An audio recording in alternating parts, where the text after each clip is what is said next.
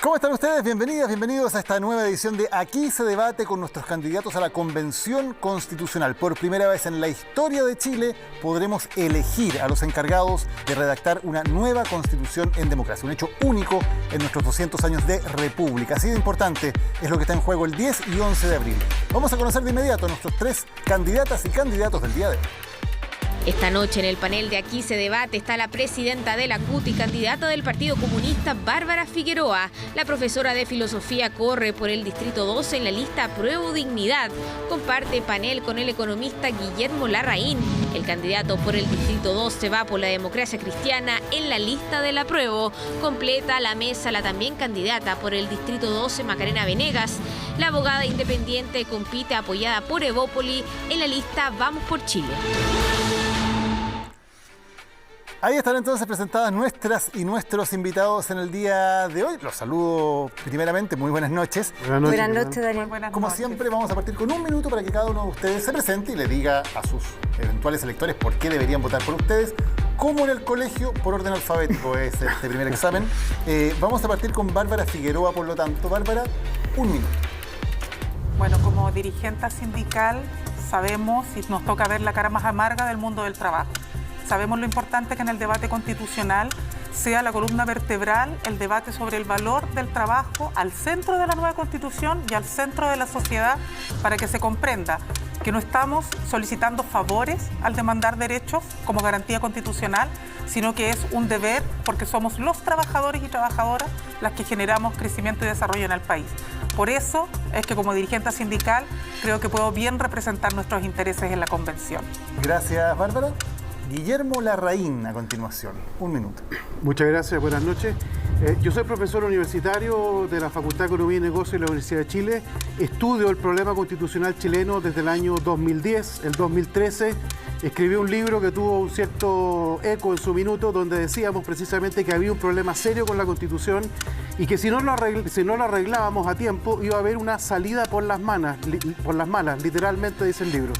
Y desgraciadamente esa salida ocurrió y pasamos por un año de gran tensión, de violación a los derechos humanos, de muerte, y creo que es mi obligación moral presentarme a la Convención Constituyente, porque creo mezclar el conocimiento teórico de la Constitución, pero además con una experiencia de gobierno, pues fui presidente del Banco Estado, superintendente de Valores y Seguros, superintendente de pensiones, que me hace conocer bien al Estado desde adentro y desde afuera. Por eso estoy en esta mesa el día de hoy. Gracias, Guillermo. Y Macarena Venegas, un minuto. Muy buenas noches. Bueno, la verdad que yo estoy encantada con esto de la oportunidad que tenemos todos los chilenos de hacer un país mejor. La verdad que hoy día se nos da una oportunidad única para un Chile que es mucho más diverso, pero que también es complementario. Yo soy abogada, me conocen, la verdad que desde mi profesión y el ejercicio de mi profesión y también a través de las comunicaciones he podido conocer todo el Chile real, el Chile que tiene problemas, que yo he ayudado a solucionar problemas, y lo que me convoca para participar con mucho entusiasmo en esta Convención Constituyente es el tema de las mujeres, la perspectiva de género, incluirla dentro de la discusión constitucional, para que las mujeres tengamos igualdad de derechos, tengamos una oportunidad de participar, un real acceso al trabajo y la verdad también poder reducir la brecha que existe en los salarios. Asimismo también erradicar toda forma de violencia, de maltrato y de abuso que sufrimos las mujeres a diario. Estamos siempre en conocimiento de femicidios y la verdad que esto hay que erradicarlo, y la Constitución puede ser una oportunidad también para dejarlo plasmado. Gracias, Macarena. Están presentados entonces nuestros invitados del día de hoy. Quiero partir tomando lo que decía Macarena, una constitución con perspectiva de género. Y quisiera partir preguntándole, levanten la mano si sí o si no, no la levantan, si ustedes se consideran feministas. Sí. Todos se consideran feministas. Ok, Bárbara, ¿qué significa ser feminista y cómo se plantea eso en la Constitución, para ser bien concreto?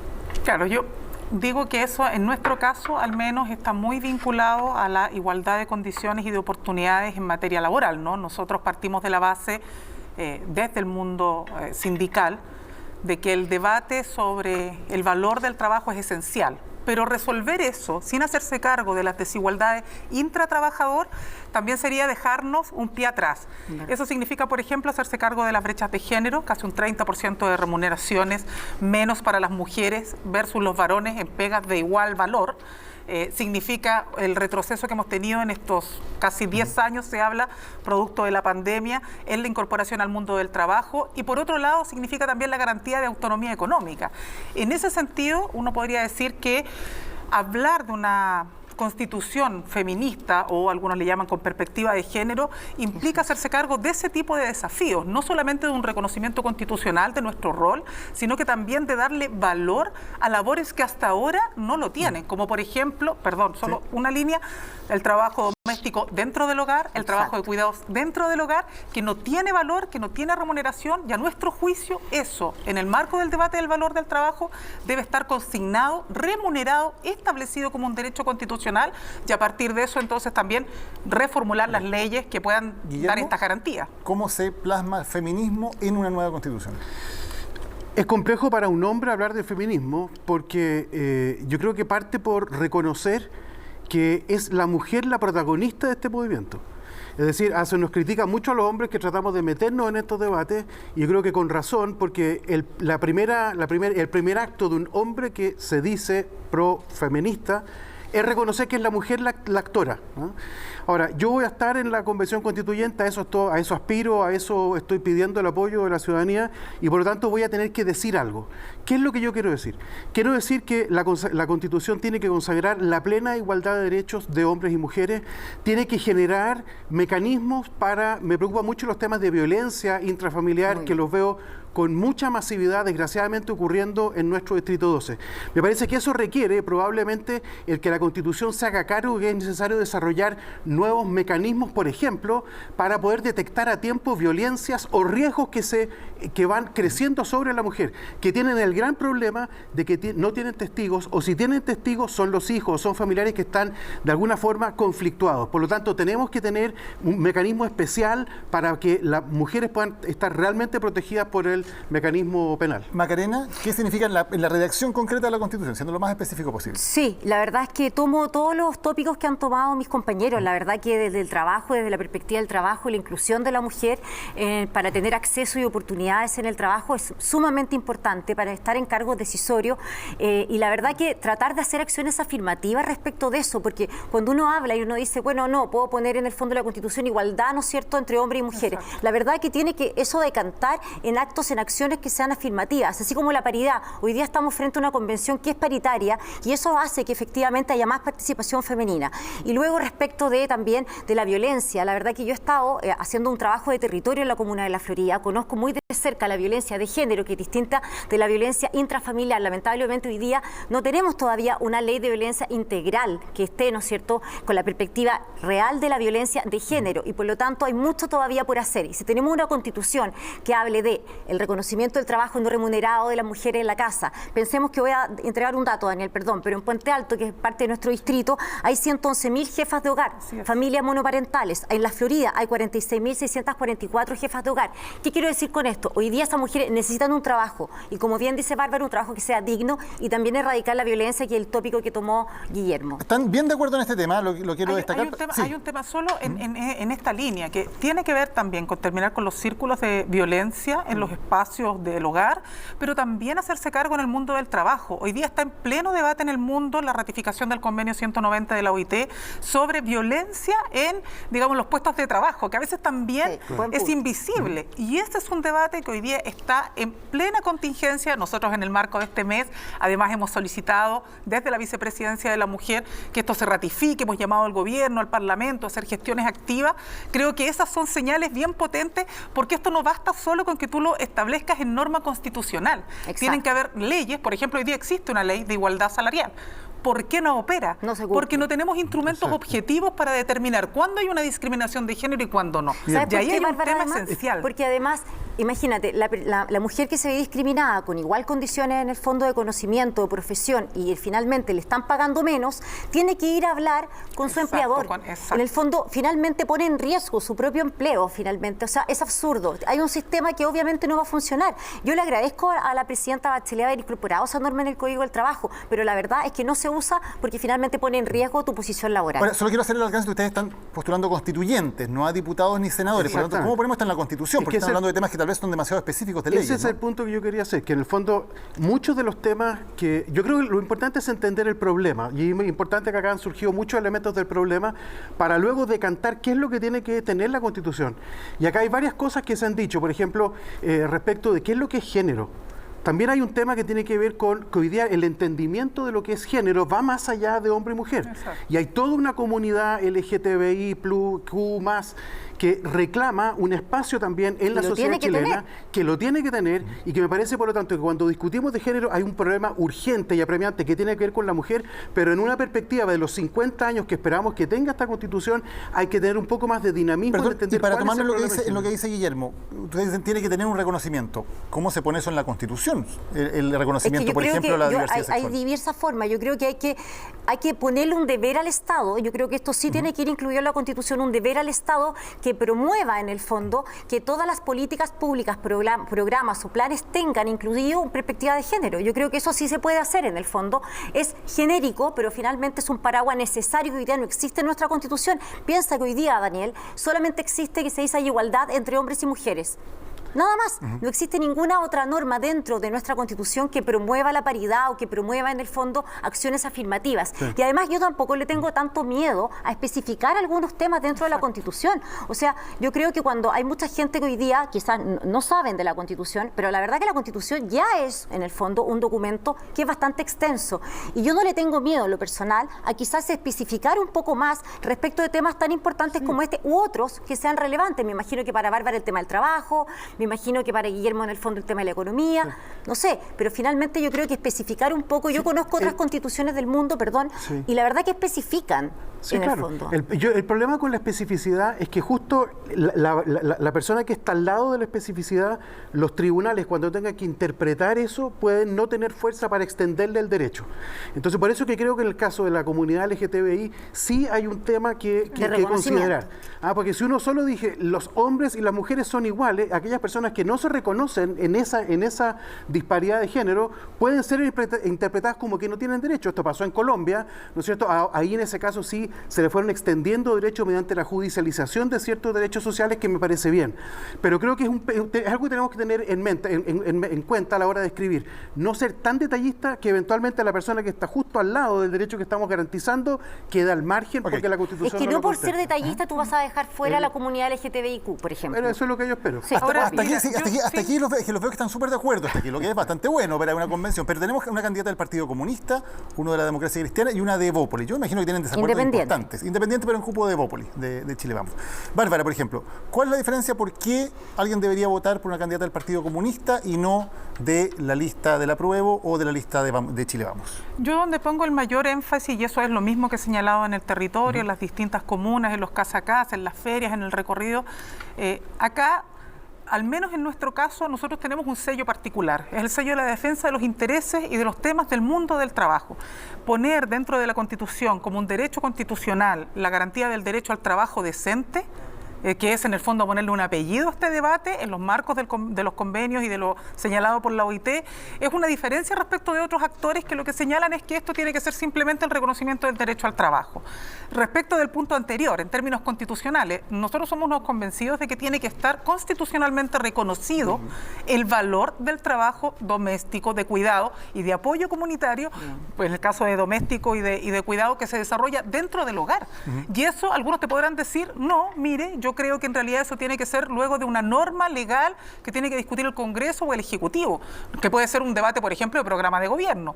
Nosotros creemos que eso en términos constitucionales debe estar establecido porque así, tal como señalaba Macarena, se establece de manera efectiva los principios sobre los cuales tú generas la igualdad. Guillermo, ¿por qué votar por un candidato de la Democracia Cristiana y no de la Apruebo Dignidad o de Chile Vamos? Pero perdón, Daniel, perdona que me tome un segundo más, pero ¿por qué digo esto?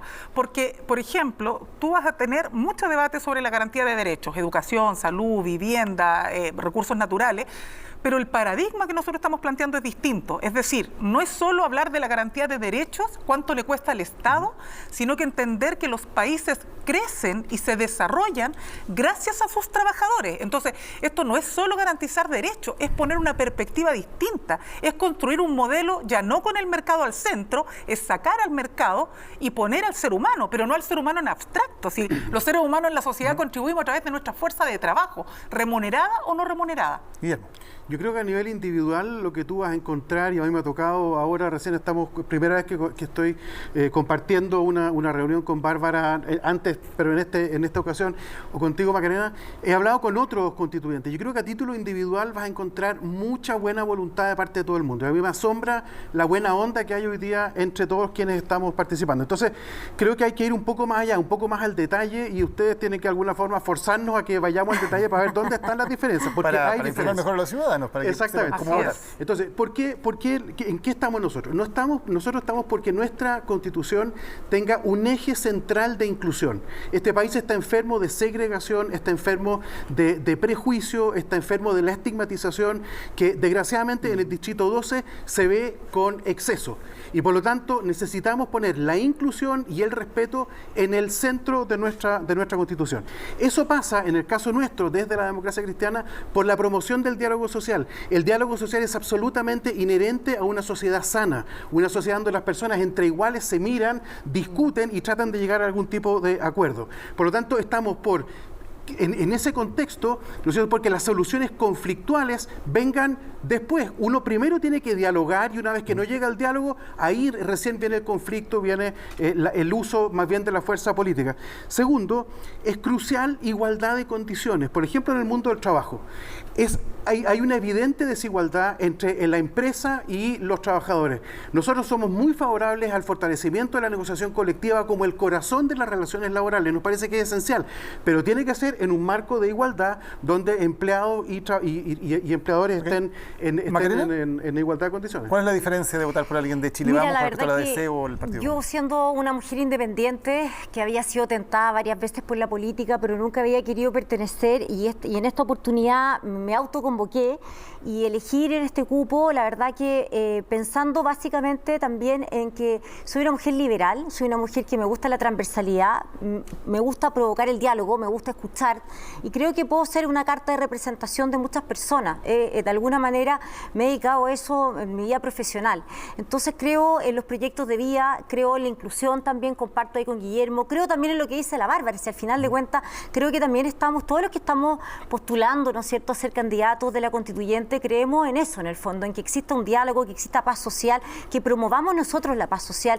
Pensemos cómo está la política hoy por hoy. En general, los políticos tienen una pésima aprobación justamente porque creo que se han mirado mucho el ombligo, porque creo que han debatido entre ellos y han usado muchas veces la política para beneficio propio. Yo creo que esta convención tiene otro espíritu, tiene un espíritu de cambio, esperanzador, de mirar hacia el futuro, no con tensiones, no exento de tensiones, seguramente en algún momento las vamos a tener los que sean electos, pero finalmente yo creo que hay que promover el diálogo y la representación, que me parece muy importante. Nosotros, si llegamos a ser elegidos, tenemos que saber que representamos a las personas en el fondo a las cuales hemos estado escuchando y queremos en el fondo ser esa voz en la convención. Yo creo que a nivel de los principios se me ocurre que va a costar, así muy generales, que estemos muy en desacuerdo. O sea, al menos un grupo grande de personas creo que vamos a estar de acuerdo en muchas cosas. Entonces, a mí me parece que lo importante acá, dentro de la relevancia que tienen todos los derechos a los cuales hace alusión Bárbara, y que son todos muy importantes, más otros como la plurinacionalidad, ¿no es cierto?, el derecho a la naturaleza, muchas cosas que son relevantes. Pero hay uno que está un poco por arriba del resto, yo diría, y tiene que ver con nuestro régimen político. Porque lo que está pasando hoy día es que el régimen político chileno está totalmente trancado, está neutralizado, y tenemos que desbloquearlo para que alguien tome decisiones y el país avance. Todas estas declaraciones, todos estos principios, todos estos derechos que nosotros queremos que en realidad estén en la primera línea de nuestro pensamiento en los próximos 50 años, van a quedar escritos en un libro y con un bonito texto, con un bonito título, pero van a ser nada si es que no tenemos un régimen político que en realidad permita transformarlo en leyes, lo que tú decías. Las leyes no van a surgir de la nada, tampoco se van a aplicar de la nada. Necesitamos un Estado que legisle y que gobierne para que esas leyes que ya existen, como la que tú estabas mencionando recién, se hagan realidad. Ok, veamos ¿Cuáles son sus ideas sobre el régimen político precisamente? Bárbara, ¿cómo debería ser el régimen político? ¿Presidencial como es ahora? ¿Debería irse a un sistema más mixto o semipresidencial? ¿Cómo debería ser el régimen político de la nueva Constitución? A mí me parece, no un planteamiento solamente personal, solo digo, el debate tiene que ser respecto a un régimen semipresidencial, efectivamente evaluando esto de las dos cámaras, lo unicameral. O sea, con un primer ministro que sea elegido o ratificado por el Congreso. Sí, y que pueda, en el fondo, ¿cuál es el debate que tú tienes? Y ahí sí yo me quiero detener un segundo.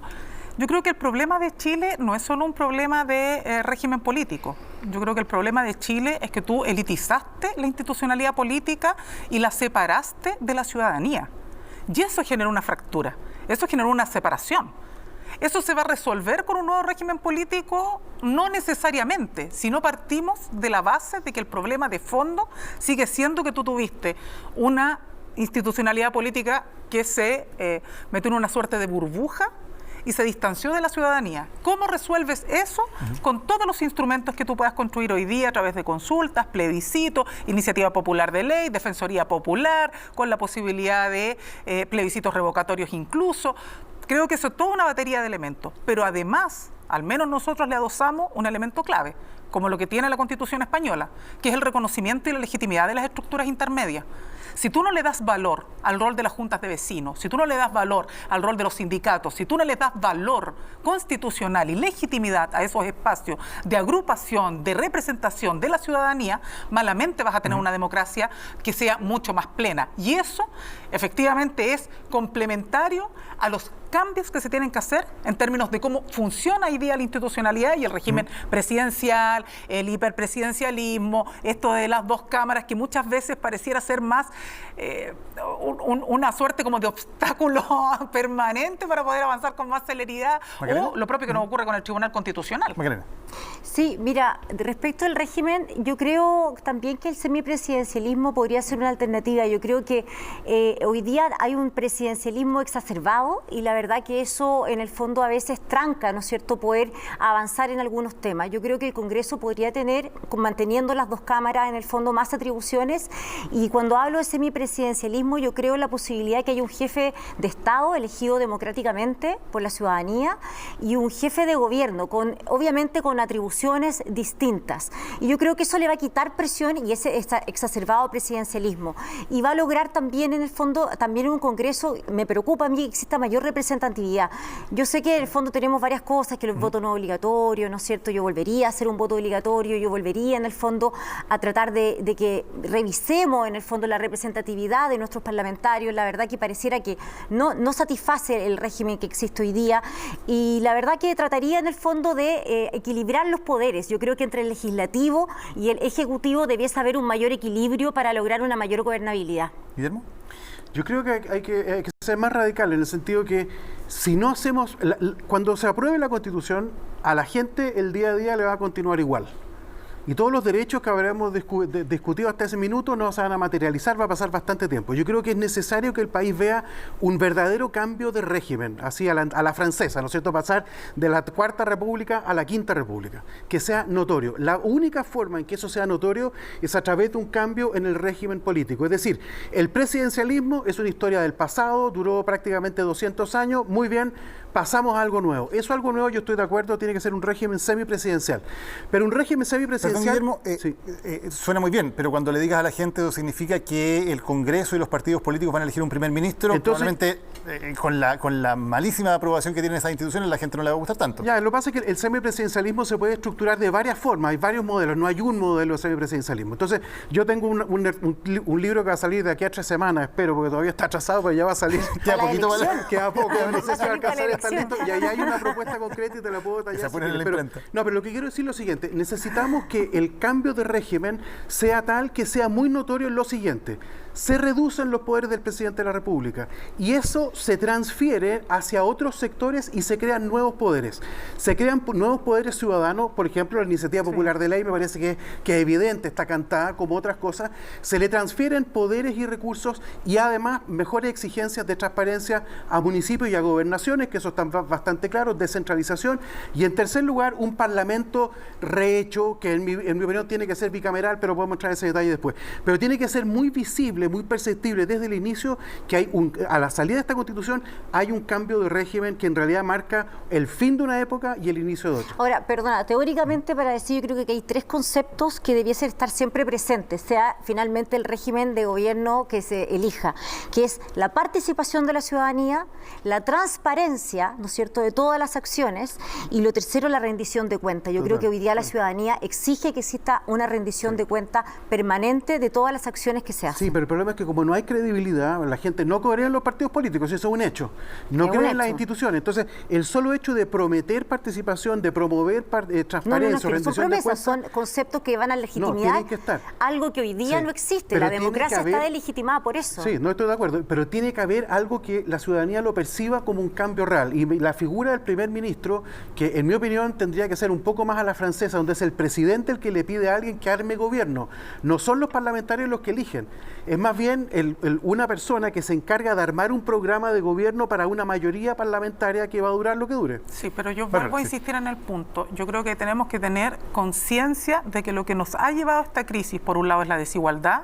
Exacto. Y poner el mercado como el gran rey, digamos, de la política pública y además del modelo de crecimiento, y por otro lado, subestimar a las estructuras intermedias. O sea, tú hoy día lo que no tienes es una capacidad de diálogo con las instituciones. O sea, la ciudadanía, si no va a votar, no tiene ningún espacio para relacionarse con las autoridades. Porque si se organizan, los gobiernos, ¿qué es lo que te dicen? Y nosotros lo vivimos, digamos, y nosotros sabemos de eso, los que hemos estado organizados toda la vida. Sabemos que cuando tú vas y conversas con las autoridades, si las autoridades tienen voluntad, te escuchan, y si no, no. O sea, nosotros como CUT no nos hemos reunido nunca con el actual presidente, ni en su gobierno 1, ni en su gobierno 2. Entonces, tú dices, ¿cómo es posible que nuestro país se permita hablar de democracia cuando ni siquiera tiene la capacidad de tener diálogo con las instituciones que existen, que puedes tú no estar de acuerdo si nadie está diciendo que te tengan que hacer caso, pero al menos tener lo mínimo para una democracia, que es reconocerlas y validarlas? Cuando eso no existe, terminas incluso en políticas clientelares. Es que ¿sabe lo que yo pienso? Que por eso que hoy día insisto en esto, yo creo que hoy día sea una gran oportunidad, y yo quiero que sea así. Nosotros, si somos electos, finalmente vamos a poder hacer un reglamento de funcionamiento de la Convención Constituyente, y esa convención tiene que tener una retroalimentación permanente con la ciudadanía. Yo creo mucho en eso, o sea, justamente lo que estamos hablando. ¿Por qué está delegitimada la democracia? ¿Por qué están delegitimados los partidos políticos y los políticos? Justamente porque aparecen para pedir el voto, aparecen cada 4 años y dicen vote por mí, y después me desaparezco, y muy pocos, no quiero generalizar tampoco, pero muy pocos hacen el territorio y en el fondo hacen esta famosa semana distrital y tienen la conexión real con la gente y lo que la gente quiere, y le toman el pulso a la ciudadanía. Hoy día tenemos una oportunidad única de, si somos electos, finalmente en la Convención Constituyente, tener esta conexión permanente y de participación de la ciudadanía. Bien. Sí, yo creo que el hiperpresidencialismo chileno, que está en la Constitución y se fue construyendo a través de 200 años, coincide además con una sociología del poder chilena que es muy concentrado. Pero eso, en el contexto, un poco lo que decía Bárbara, de una sociedad que está clamando por mayor respeto, por mayor participación, por mayor dignidad. Entonces me parece que el cambio de régimen es absolutamente esencial. Y me parece que la forma de romper ese círculo vicioso que mencionabas tú es a través de darle a la ciudadanía elementos directos de democracia directa, donde pueda efectivamente alterar el curso de las decisiones públicas si es que ellas van en un sentido contrario. Déjame solo decir una sola cosa, Daniel. Hay dos formas, pero sí creo que acá podemos tener una diferencia. Hay dos formas, tú puedes organizar los instrumentos de democracia directa en dos tipos. Aquellos que son promotores del consenso, como la iniciativa popular de ley, y aquellas que son promotoras del control, como por ejemplo el referéndum revocatorio que tú mencionabas. Yo creo que en el ambiente de tensión que hay en Chile hoy día, con las redes sociales que más bien agudizan los conflictos, creo que debiéramos apostar por toda forma de democracia directa que promueva el consenso, más que aquellas que promueven el control. O sea, sí, iniciativa popular de ley, pero no referéndum revocatorio. Por ejemplo. instrumento. Bárbara, Pero, ¿estás de acuerdo? por ejemplo, plebiscitos locales me parece que es una súper buena idea. ¿Y plebiscitos nacionales? Asambleas ciudadanas como las que tiene Irlanda para poder ir zanjando temas que puedan ser de interés ciudadano, donde los ciudadanos sean electos de forma aleatoria, me parece que es fantástico. En Chile, hay muchas formas. en Chile hay una idea muy interesante que también se está haciendo. La de los 400. Lo de los 400. Bárbara, ¿tú sí estás de acuerdo con un referendo revocatorio, por ejemplo? ¿Por qué? Sí, yo creo que sí, creo que es parte de esta necesidad de transferir poder a la ciudadanía y de poder forzarla a que se organice. Por eso creo que esto es muy complementario con la necesidad de dotar constitucionalmente de un reconocimiento a las estructuras intermedias, porque tú no puedes decirle a la gente organícese y no haber ningún incentivo, al final del día ser un cacho, porque mira, me organizo y al final nunca tengo la posibilidad de entenderme con las autoridades, la gente después me reclama a mí, qué sé yo. Entonces, tengo la impresión de que uno no tiene que tenerle miedo a ningún instrumento que le dé mucho poder Pero, a la ciudadanía. siendo muy concreto, pero por junto ejemplo, con hacer ello, un plebiscito en la mitad del periodo presidencial para ver si el presidente sigue o lo sacan. No, yo creo que eso sería caer en la caricatura. Yo No, creo que pero estamos hablando existe más en bien de varios países. iniciativas que permitan tener un control y fiscalización. Así como tú, por ejemplo, también podrías establecer que por el solo hecho de que un presidente no cumpla, por ejemplo, su programa de gobierno, efectivamente se puedan operar este pero tipo de referendo mecanismos. revocatorio Estamos significa... hablando de algo realmente serio. Para entender la pregunta, porque referendo revocatorio significa revocar el mandato, de ahí viene el nombre. Pero tiene que ser sobre la base no solamente de la mera voluntad, por eso lo digo, acá no caigamos en la caricatura. Cuando tú dices y prometes y no cumples,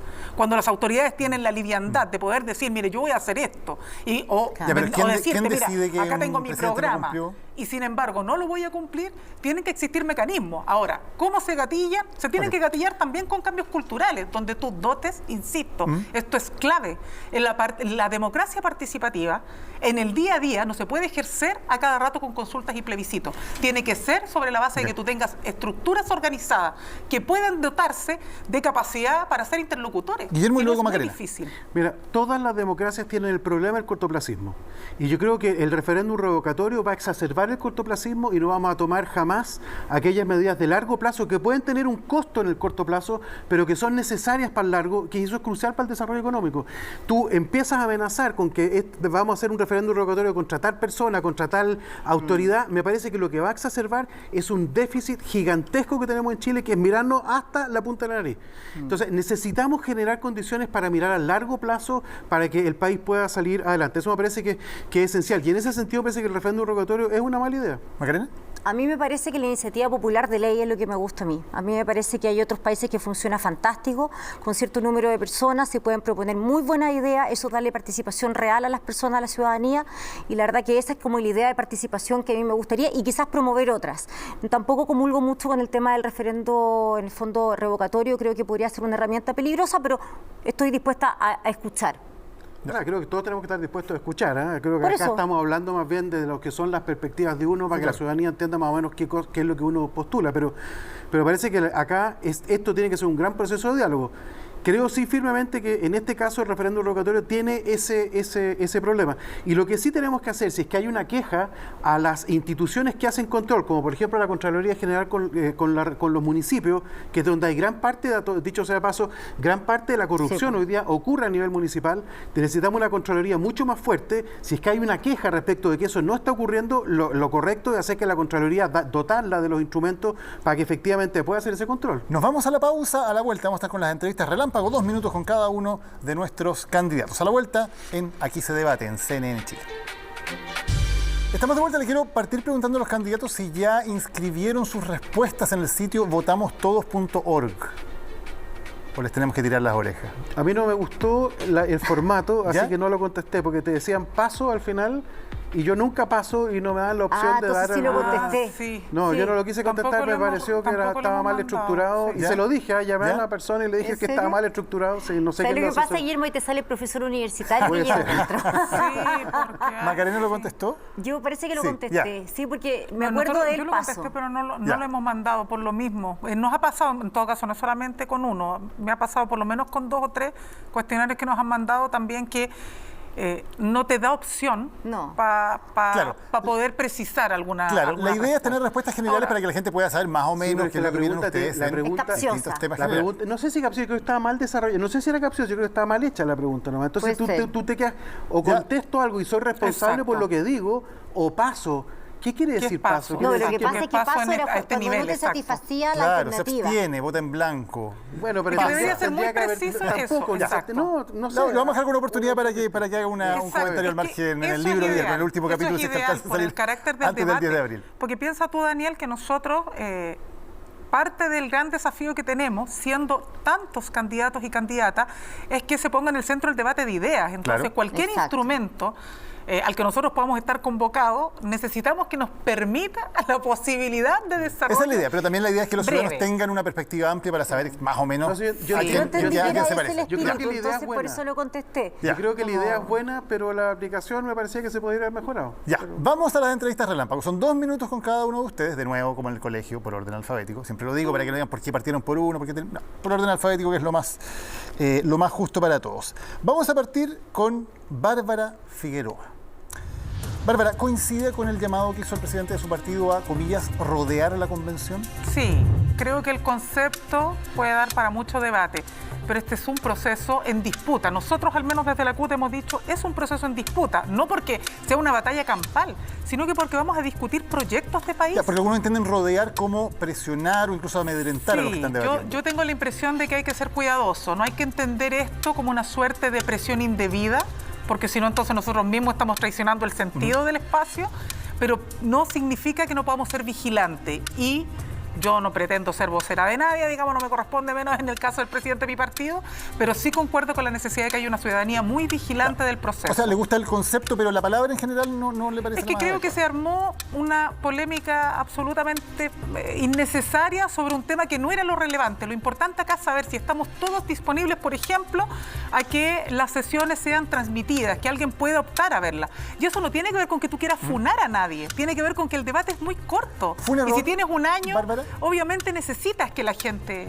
¿Fue un error del Partido Comunista no haber apoyado el acuerdo del 15 de noviembre que permitió el plebiscito y permitió que estemos ahora en este proceso? No, creo que ahí hubo un análisis respecto de las condiciones sobre las cuales se dio el acuerdo que no le resta ningún mérito al rol que ha jugado todas las fuerzas políticas y los movimientos sociales, que también fuimos críticos de cómo se construyó el acuerdo del 15 en la madrugada, Pero los para acuerdos, poder ser parte en los de acuerdos esto. hay que ceder algo siempre, evidentemente. ¿Era mejor no firmar ese acuerdo, no tener Es que convención? yo tengo la impresión de que en esto tenemos que ser súper claros. Acá no podemos tratar de imponernos ciertas lógicas a la hora de hacer los debates. Que si yo no estoy de acuerdo con lo que la mayoría está de acuerdo, entonces yo soy el antidemocrático. Creo que esa forma yo al menos no la comparto. 2/3 se necesitan para llegar a acuerdos precisamente en la convención. ¿Se ve usted llegando a acuerdos por 2/3, por ejemplo, con la UDI y con partidos de derecha? Yo creo que acá nosotros tenemos que debatir el reglamento.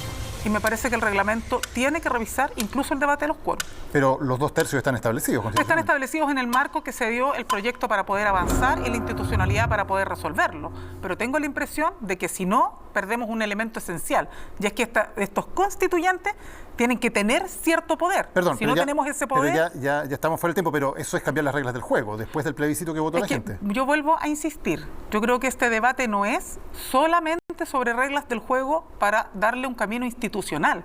Esto es producto de un proceso de acción y de movilización. ¿Usted trataría Y de el cam- proceso constituyente... Para entenderlo, ¿trataría de cambiar los 2/3 y que la Yo convención creo tome que es decisiones por mayoría simple? necesario debatirlo. Nosotros no nos podemos cerrar a aquello.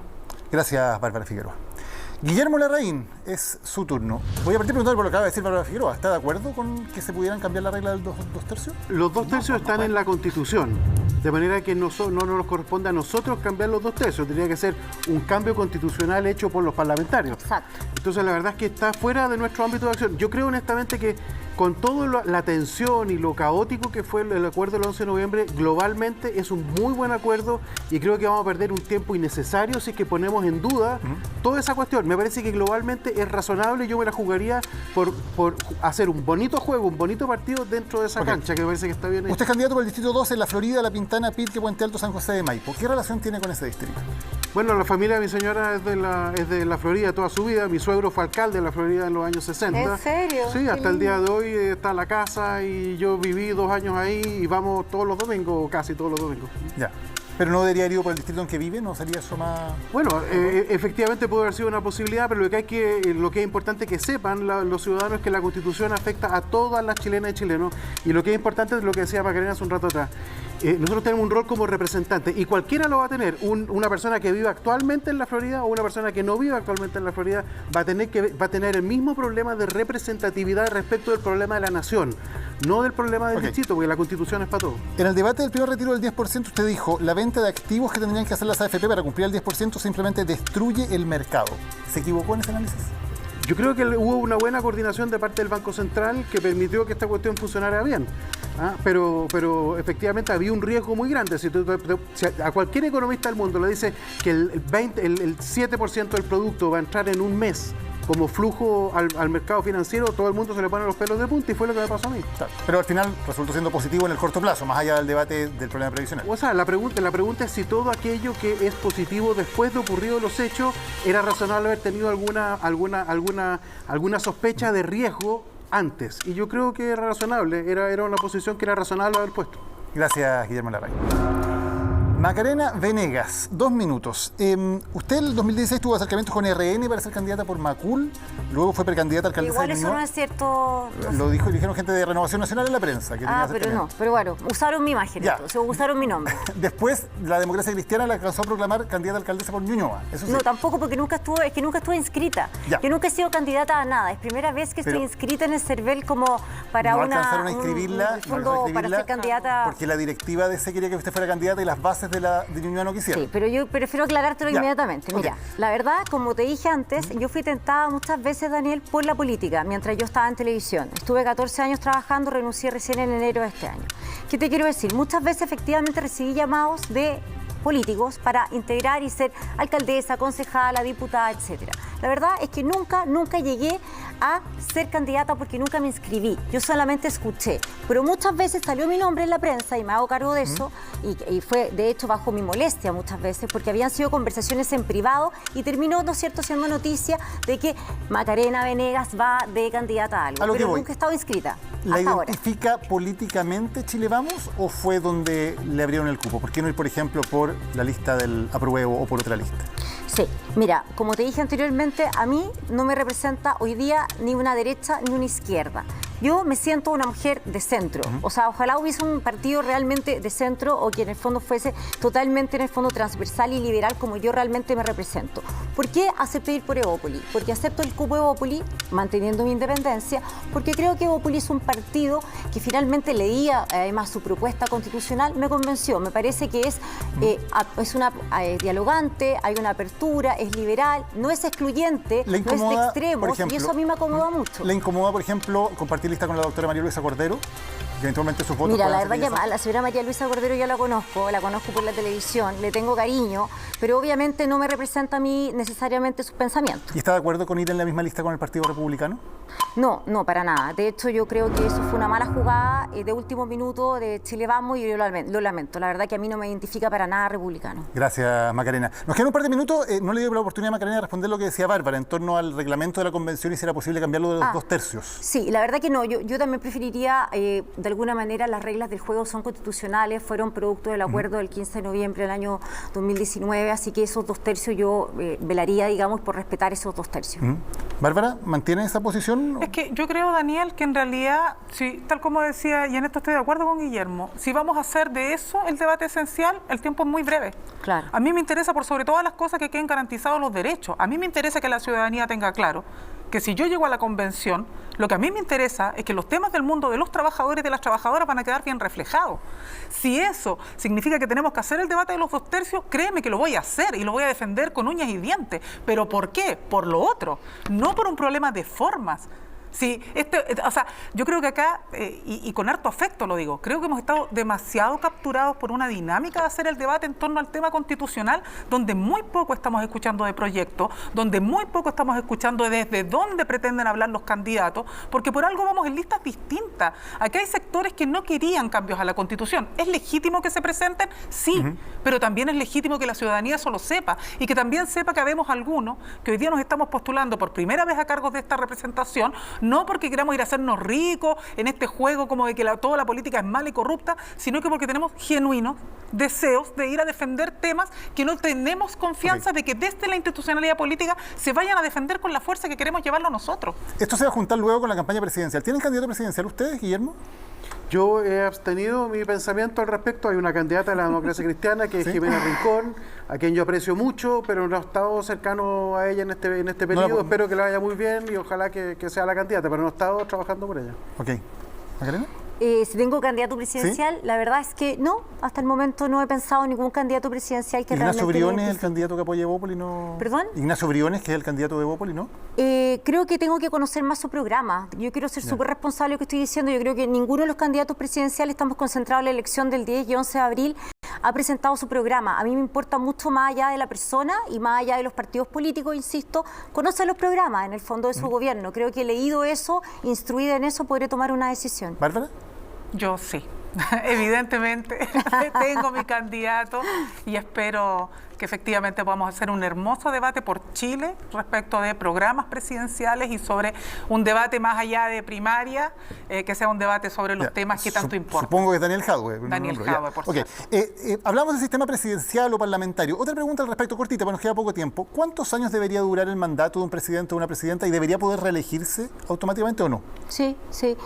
A mí me gusta el sistema de los 4 años y reelegible inmediatamente por 4 años más. Si lo hizo bien, la ciudadanía que pueda votar rápidamente y reelija a ese presidente por 4 años más. Esa es la fórmula que me gusta a mí. Yo promuevo que una mirada a más largo plazo, que el régimen presidencial tiene que pasar a 6 años con cambio, porque estamos pensando en el régimen semipresidencial, entonces con los diputados que duren 3 años, un poco más que lo que duran en Estados Unidos, 3 años, con derecho a reelección los diputados, y con el Senado que dura 9, con reelección por tercios. De manera que ahí las elecciones están coordinadas cada 3 años y tenemos presidente de 6 que le da un horizonte temporal para desarrollar políticas de desarrollo económico que me para interesa. entenderlo bien, si el presidente pierde esas elecciones de mitad de periodo, le quedan 3 años más, pero en la práctica no gobierna el primer ministro de otro signo político. Esa es la gracia del semipresidencialismo. La gracia del semipresidencialismo es que si el presidente lo está haciendo mal, pierde el control del gobierno, sigue el presidente siendo presidente, pero eventualmente pierde el control del gobierno a través del primer ministro, que puede cambiar. Efectivamente, esa es la gracia. ¿Bárbara? A mí no me incomodan los 6 años. Me parece que es un tiempo, por lo menos en esta etapa que vamos a entrar a discutir, donde tú tienes que proyectar. Sobre todo piensa tú lo que va a ocurrir después del debate convencional, constituyente. La implementación de este proceso, yo creo que va a requerir más de 4 años. Nos queda muy poquito rato, pero para pasar algunos temas rápidos. El rol de las Fuerzas Armadas y de Orden. ¿Cuál debería ser en la nueva Constitución, Guillermo? El rol de las Fuerzas Armadas y de Orden, bueno, yo creo que tiene que abocarse fundamentalmente a los temas de seguridad nacional. Y eso implica, evidentemente, como los riesgos a la seguridad nacional están bastante acotados, tenemos que acotar su rol y los recursos que se le asignan para cumplir ese rol a lo que en realidad para los que están llamados, que es básicamente defender al país en caso de guerra externa. ¿Acotar significa reducir? Por supuesto. Sí. Por ejemplo, a nivel de las pensiones de las Fuerzas Armadas. Y los recursos que se dedican a la compra de armas debiendo ir a otras áreas. Nosotros tenemos tanta demanda y acá con el listado de derechos que va a surgir de este debate tan grande que vamos a tener que hacer milagros para poder financiarlos bien. Porque el hecho de que estén en la Constitución no garantiza que se cumplan. Para que se cumplan necesitamos un régimen político que permita gobernabilidad, que permita asignarle recursos, que pueda hacer leyes, aprobar las leyes, y eso requiere que todo el mundo se meta un poco la mano al bolsillo. Las Fuerzas Armadas van a tener que hacer su esfuerzo ahí de todas formas. ¿Macarena? Sí, bueno, la verdad que concuerdo plenamente con Guillermo. O sea, en el fondo, de alguna manera, las Fuerzas Armadas tienen que estar para la seguridad nacional y además que, bueno, y para todas estas funciones que cumplen las Fuerzas Armadas en estado, no sé, de catástrofes, cuando existen catástrofes en nuestro país, que no está exento de bastantes catástrofes, somos un país que sufre terremotos, en el fondo, hoy día mismo en la pandemia vemos que también las Fuerzas Armadas pueden prestar algún tipo de servicio. Yo creo que tiene que estar al servicio de la ciudadanía, ante todo. ¿Bárbara? Regulada, controlada, disminuida, acotada a las labores que le son propias y con derecho los trabajadores y trabajadoras a organizarse. Uno de los factores que impacta positivamente en los niveles de corrupción en otras policías del mundo es precisamente la capacidad que puedan tener, por ejemplo, los trabajadores y trabajadoras de poder organizarse. ¿Un sindicato de carabineros? Sindicatos, sí. ¿Estarían de acuerdo? Yo creo que en eso nosotros tenemos que dar un salto cualitativo, no solamente regulación, refundación y todo lo que queremos hacer, sino que también dotar de más control a los trabajadores. Guillermo no está de acuerdo con eso. No lo he pensado y me gusta hablar con claridad de las cosas que he pensado, pero ese tema no se me había ocurrido. ¿Macarena? Sí, a mí tampoco, pero fíjate que no lo descarto. Yo creo que finalmente son trabajadores también y la verdad que quizás les podría en el fondo quizás convenir también tener en el fondo o la posibilidad de organizarse, de hacer negociaciones colectivas eventualmente. No, y es una capacidad de fiscalización. Huelga de la policía? ¿Qué quiere decir una capacidad de huelga pero de la policía? pero además, o sea, yo insisto. Hoy día ya no van cuando te llaman y van a estar en huelga. Encuentro que es complicado.